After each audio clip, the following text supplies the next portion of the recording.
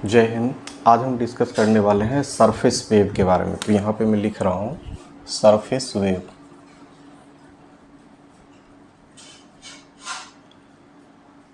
Surface wave जिसको हिंदी में बोला जाता है सतही तरंग।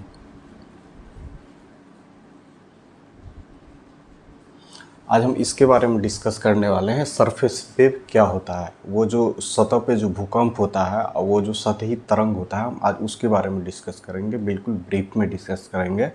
इससे पहले हम आपको बता दें कि सतही तरंग से पहले हम लोगों ने क्या पढ़ा था, उसका थोड़ा सा रिवीजन।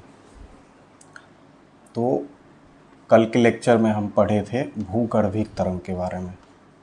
भूगर्भिक तरंग इसके बारे में पढ़े थे। तो इसमें हम पढ़े थे इसके दो टाइप होते हैं। पहला होता है प्राथमिक तरंग, प्राथमिक। दूसरा होता है द्वितीयक तरंग। तो जिसमें इसको बोला जाता है पी वेव बोला जाता है इसको, और इसको बोला जाता है एस वेव। इसमें भी दो पढ़ने हैं हमें, एक तो पी स्टार और एक होता है पीजी। इसमें भी एस स्टार और सेकेंड पढ़ना है एस जी। तो कल के लेक्चर में हम लोगों ने इसके बारे में डिस्कशन कर लिया था, और अब बचे हैं ये सरफेस वेव, सतही तरंग। इसके बारे में डिस्कस करेंगे। तो दोस्त थोड़ा ध्यान से देखिएगा और समझने की कोशिश कीजिएगा। बहुत ही ज़्यादा इम्पोर्टेंट है। यहाँ से आपको एक तो सरफेस वेव समझ में आएगा, और सेकंड आपको ये समझ में आएगा कि भूकंप, पृथ्वी पर कोई ऐसा भी जगह है जहाँ पर भूकंप नहीं आता है, जिसको छाया क्षेत्र बोला जाता है। उसके बारे में भी हम डिस्कशन करेंगे। जैसे कि ये पृथ्वी का एक लेयर है, फिर पृथ्वी का ये सेकेंड लेयर है, फिर ये पृथ्वी का थर्ड लेयर है। ये 3 लेयर है। जैसे कि हम इसको मान लेते हैं D1 मान लेते हैं, फिर इसको हम D2 मान लेते हैं, इसके बाद हम इसको क्या बोलते हैं D3 मान लेते हैं। जैसे कि दोस्त समझने वाली बात है कि यहाँ से जब भूकंप का जो मूल है, यहाँ से कोई भी तरंग भूकंप केंद्र पर आती है। यहाँ पर हम इसको लिख देते हैं भूकंप केंद्र। भूकंप केंद्र यहाँ पर जब कोई तरंग आती है, तो जब यहाँ से वो टकराती है, तो टकरा के वो क्या होता है कि वो वापस आ जाती है। कुछ वापस आती है और कुछ तरंग जो है ये सरफेस के ऊपर मूव करने लगती है।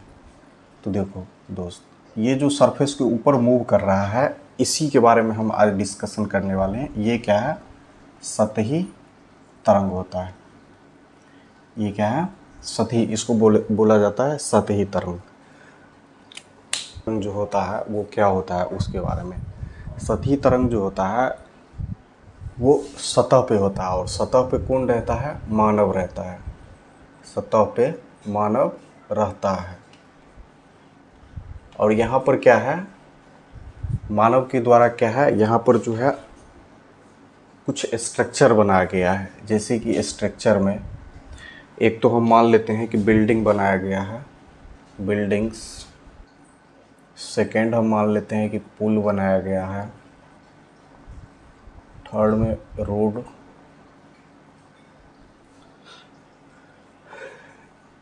हाईवे,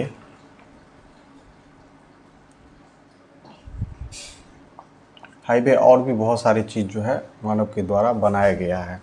तो समझने वाली बात है दोस्त, ये जो सतही तरंग होता है, ये जो सतही तरंग होता है, तो ये सब जितने भी स्ट्रक्चर हैं वो कहाँ पे नज़र आ रहे हैं आपको? पृथ्वी के सतह पर नज़र आ रहा है आपको, मतलब पृथ्वी के ऊपरी भाग में नज़र आ रहा है। तो ये बिल्डिंग कहाँ बना हुआ है? सतह पे। पुल कहाँ है? रोड कहाँ है? हाईवे, ये सब क्या है? सतह पे बनाया गया है। तो सबसे समझने वाली बात है दोस्त कि मानव के द्वारा जो है सतह पे ही अत्यधिक काम किए गए हैं, और ये सब सारे चीज़ जो है मानव के द्वारा सतह पे बनाया गया है। तो हम ये समझेंगे कि ये जो सतही वेग होता है वो मानव वो क्या होता है, उसका प्रभाव क्या होता है, वो कितना हानिकारक होता है, हम आज ये समझने वाले हैं। तो हम इसमें लिखते हैं कि ये जो सतही तरंग है, सतही तरंग, इसका वेग कम होता है। इसका वेग क्या है? सतही तरंग का वेग जो है वो कम होता है। किसके अपेक्षा? भूगर्भिक तरंग के अपेक्षा सतही तरंग का वेग क्या होता है? कम होता है। यह सतह पर चलती है, यह सतह पर चलती है। क्या होता है? सतही तरंग क्या होता है? इसका वेग कम होता है और ये क्या है? सतह पर चलती है, इसलिए मानव के लिए सबसे अधिक हानिकारक होता है।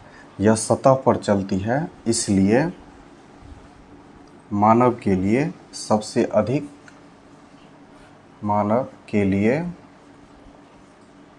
सबसे अधिक हानिकारक होता है। सबसे अधिक हानिकारक होता है। तो सबसे अधिक हानिकारक क्यों होता है? क्योंकि देखो, इसका वेग तो कम होता है, लेकिन ये क्या है? सतह पे चलती है और मानव ने यहाँ पर कुछ स्ट्रक्चर बना के रखा हुआ है, जैसे बिल्डिंग, पुल, रोड, हाईवे। तो ये क्या होता है कि वो सब क्या हो जाता है? क्षतिग्रस्त हो जाता है। तो मानव को इससे जो है बहुत ही ज़्यादा नुकसान है। मानव के लिए सबसे हानिकारक अगर कोई वेग है तो वो सरफेस वेग है, सतही वेग है। ठीक है, ये मानव के लिए ये सबसे विनाशकारी तरंग है। पॉइंट वन में क्या है?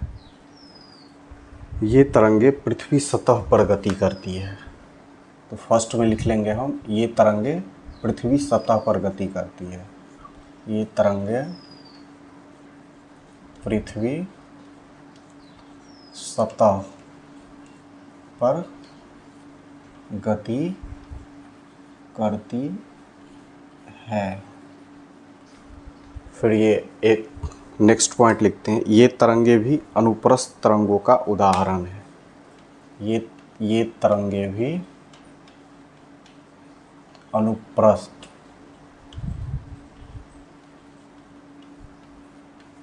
तरंगों का उदाहरण है।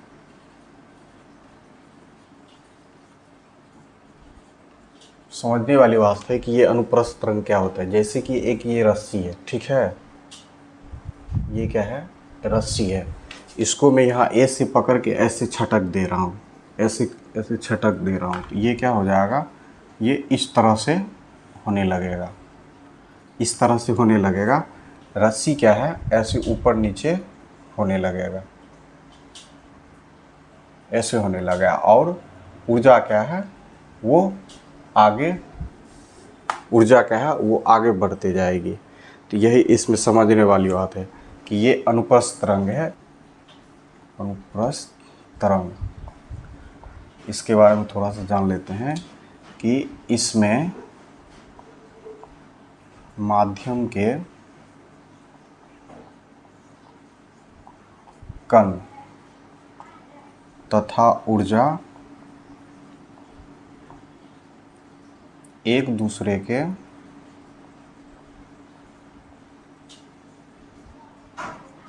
लंबवत होती है, लंबवत होती है। जैसे कि देखिए, ये लंबवत है ना, देखिए लंबवत है। लंबवत मतलब 90 डिग्री का क्या है? एंगल बना रहा है। इसमें माध्यम के कण और ऊर्जा जो है वो कण से क्या है? 90 डिग्री का एंगल बना रहा है। तो इसको बोलते हैं अनुप्रस्थ तरंग। अनुदैर्ध्य तरंग क्या होता है? अनुदैर्ध्य तरंग में जो है माध्यम के कण तथा ऊर्जा एक दूसरे के समानांतर गति करती है, जैसे ऐसे एक समान गति करती है। तो हम अनुप्रस्थ तरंग के बारे में समझ गए। अब हम थोड़ा सा इसके आगे का पॉइंट लिखते हैं। इन तरंगों का वेग, ये जो सरफेस वेव है, इन तरंगों का वेग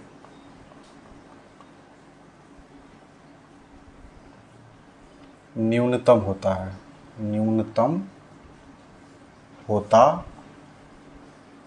है, लेकिन मानव के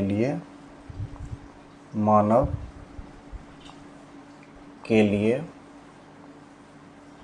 सर्वाधिक हानिकारक होता है, सर्वाधिक हानिकारक होता है।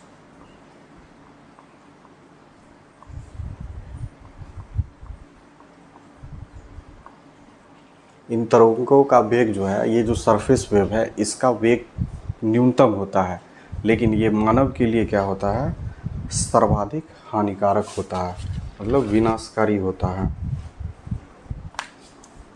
अब एक पॉइंट और लिख लेते हैं इसमें, इन तरंगों को लौ तरंग भी कहा जाता है। इन तरंगों को क्या है, इन तरंगों को एल वेव कहा जाता है। एल वेव इसका नाम इसलिए पड़ा क्योंकि लॉ नाम के वैज्ञानिक जो है इसके बारे में खोज किया था, इसी कारण उसके नाम से एल वेव इसको कहा जाता है, एल तरंग कहा जाता है इसको।